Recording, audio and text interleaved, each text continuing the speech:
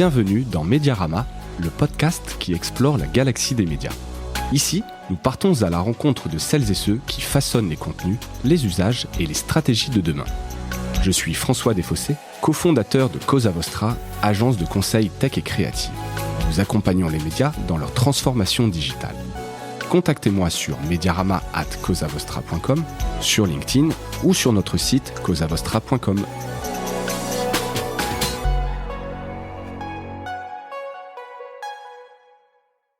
Nous y voilà, un podcast de plus chez Cosa Vostra, avec François, l'associé qui ne s'était pas encore lancé. Non, il en reste encore d'autres. Salut François. Salut. Alors moi, je suis Mathieu Stéphanie. Je suis ton fier associé depuis assez longtemps chez Cosa Vostra, depuis 2013.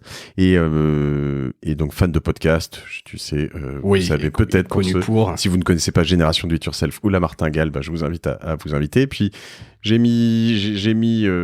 accompagné notre associé Laurent à lancer un super podcast sur le e-commerce qui s'appelle Le Panier. Le Panier, oui. Lepanier.io. Et puis en échangeant il y a pas si longtemps que ça avec François, je me suis rendu compte que tu étais en train de préparer un petit coup dans ton coin. Exactement. Et pourtant, je repoussais un petit peu l'échéance, mais voilà, j'ai vraiment décidé enfin de lancer un peu ce podcast qui trottait un peu dans ma tête, mais aussi dans la tienne. On en avait déjà parlé, et donc voilà, je lance Mediarama, un podcast sur les médias.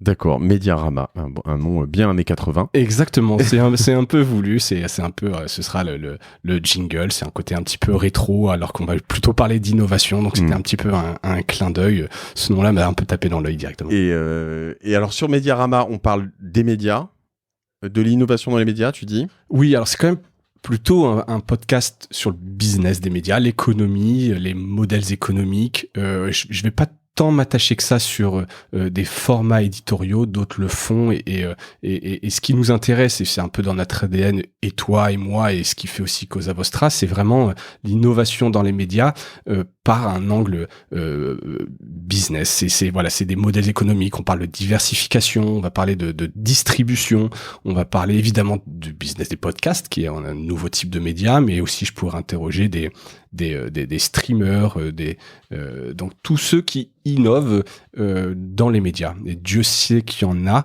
On en a quand même croisé pas mal ces dernières années. Donc c'est aussi ça qui m'a donné envie. Ça fait maintenant, comme tu le dis, 7 ans qu'on a lancé Cosa Vostra. On a croisé beaucoup de médias en presse régionale, presse nationale, du broadcast, des petits médias, des pure players. On a vu plein d'initiatives et je me disais que voilà, tous ces gens intéressants à qui on parle et qu'on accompagne ou aide ont des choses à dire et peuvent inspirer les autres. Donc ça m'a donné un peu envie justement de les faire parler, d'avoir leur expérience pour pouvoir peut-être aider d'autres à se lancer ou innover. Donc tu peux avoir le patron ou la patronne des échos comme, je sais pas moi, comment faire de l'audience sur TikTok, quoi. Exactement. Donc voilà, si on passe un message au patron des échos justement qui pourrait passer, j'adorerais évidemment, mais je veux pas uniquement des grands patrons de presse. C'est intéressant parce que ils ont une vision et dans cette tempête économique depuis ces dernières années, c'est intéressant d'avoir leur vision, mais je veux aussi interroger des gens qui mettent les mains dans le cambouis. Je pense par exemple à un des premiers épisodes qui sortira avec Pierre Sirignano, qui est le directeur de la diversification et des partenariats pour le groupe Le Monde. C'est quelqu'un qui au quotidien vit ça, teste des nouveaux modèles, des nouveaux services, etc., et qui est capable donc de m'apporter aussi des chiffres. L'idée, c'est aussi d'avoir des retours chiffrés, d'avoir des vrais retours d'expérience de gens qui le vivent au quotidien.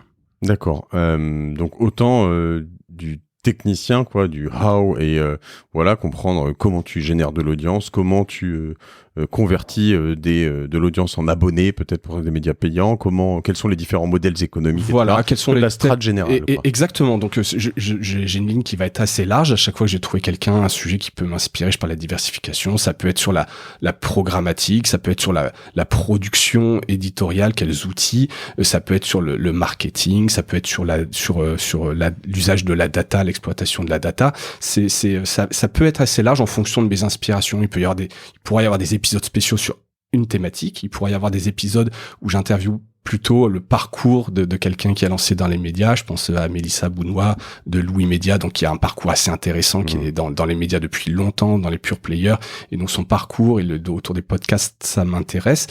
Voilà, donc il n'y a pas forcément de limite aux gens. À partir du moment où ils ont quelque chose qui est intéressant à dire, je peux les interviewer. T'as enregistré quelques épisodes déjà.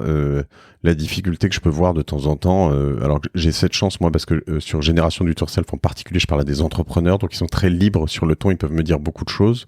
Bon, à la fois j'avais écouté quelqu'un, tu auras peut-être Emmanuel Alix sur le panier de l'équipe. Très bon épisode. Qui avait donné beaucoup d'infos, etc. Aujourd'hui, tu remarques qu'on te donne beaucoup d'infos, il n'y a pas trop de rétention parce que c'est quand même ce qui est intéressant dans le. Il peut y en avoir, mais pas tant que ça, parce que déjà, je pense que le format du podcast, les gens se confient assez facilement. Et puis après, dans un marché qui est difficile, où on n'est pas, je pense que c'est bien de communiquer un peu et de savoir ce qui se fait pour pouvoir se positionner. Il y a des guides qui sortent, je pense au Business Media Review, fait par Pool notamment, qui permet un peu de se positionner sur pas mal de KPI. Donc non, alors après, il y en aura forcément, mais ce sera un peu le jeu, justement, d'aller un peu les pousser dans les retranchements pour avoir des informations. L'idée, c'est pas non plus de cuisiner les gens pour avoir forcément les chiffres, mais c'est au moins d'avoir des référentiels, savoir un petit peu comment ça se passe, les mécaniques, les difficultés qu'ils peuvent rencontrer, et essayer d'avoir un échange assez franc, pas trop formaté. D'accord. Ça s'adresse à qui, du coup ? Tout le monde, potentiellement. J'espère qu'un maximum de gens écouteront ça, évidemment, mais ça peut, c'est pas uniquement ceux qui travaillent ou sont intéressés par les médias, parce qu'en fait, les médias sont des entreprises, et ce qui est intéressant, c'est, comme je le disais, le contexte est difficile. On suit la presse depuis assez longtemps pour le savoir, et donc comment on cherche, comment un média est une entreprise, cherche à être rentable, à gagner de l'argent, à gagner des nouveaux clients qu'on appelle là des abonnés ou de l'audience. Donc c'est des sujets qui peuvent intéresser des chefs d'entreprise, tous ceux qui se lancent dans une entreprise. Et de plus en plus, une entreprise est un média en plus. Donc, du coup, évidemment, il y aura à apprendre comment tu génères de l'audience sur une newsletter, comment... C'est un des messages, parce que les médias sont des marques, en fait, de plus en plus. Quand je parlais de diversification, l'exemple est bon. Un média étant une marque, il peut se permettre de faire plein de choses tant que c'est en affinité avec son ADN. Donc, et les marques deviennent des médias. Donc, c'est pas moi qui l'ai inventé, on en parle depuis plusieurs années. Donc, je pense que ça peut s'adresser vraiment à un public plus large que le marché des médias. D'accord. Pourquoi ça va être mieux qu'ailleurs ? Non, mais parce que je connais ta passion et je la partage, tu le sais, depuis longtemps, mais c'est peut-être une des raisons, j'imagine, parce que tu connais déjà pas mal de cela, mais il y en a que tu connais pas. Non, il y a pas mal de personnes que j'aimerais interroger que je connais pas. Pourquoi ce sera mieux qu'ailleurs ? Parce que...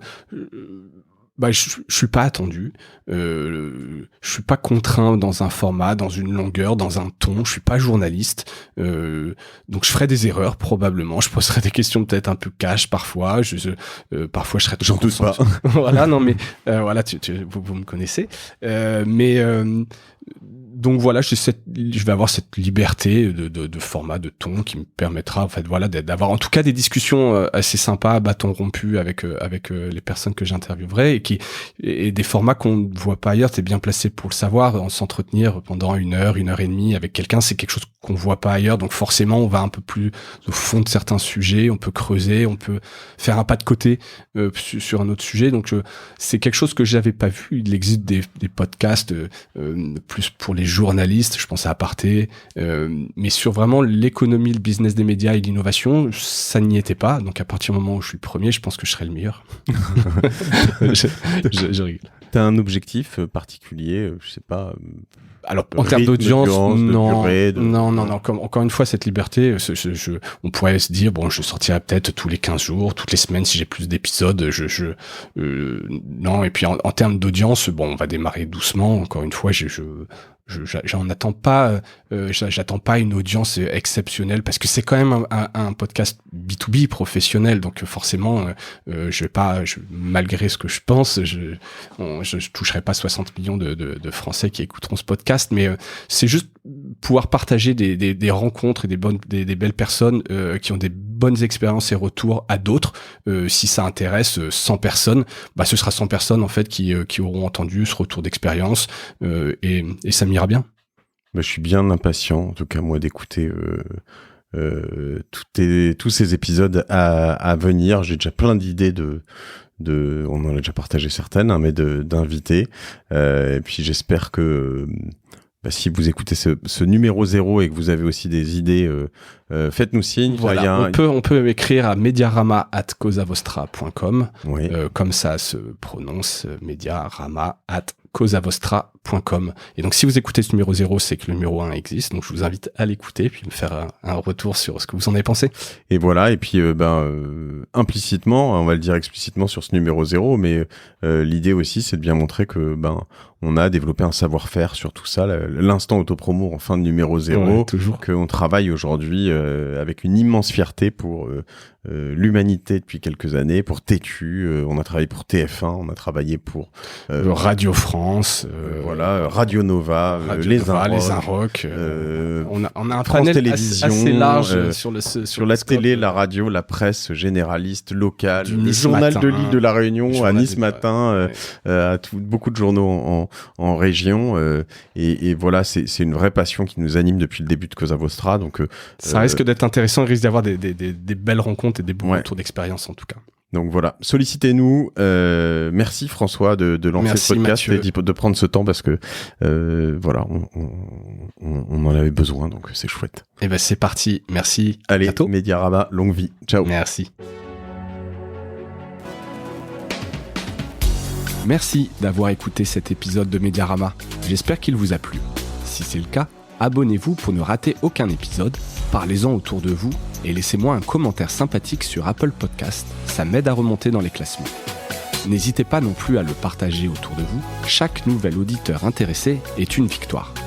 Si vous avez besoin d'un accompagnement tech et créatif, que ce soit pour votre stratégie de présence en ligne, la refonte de votre site ou encore l'obtention d'une subvention, n'hésitez pas à me contacter à l'adresse mediarama@causavostra.com. À bientôt!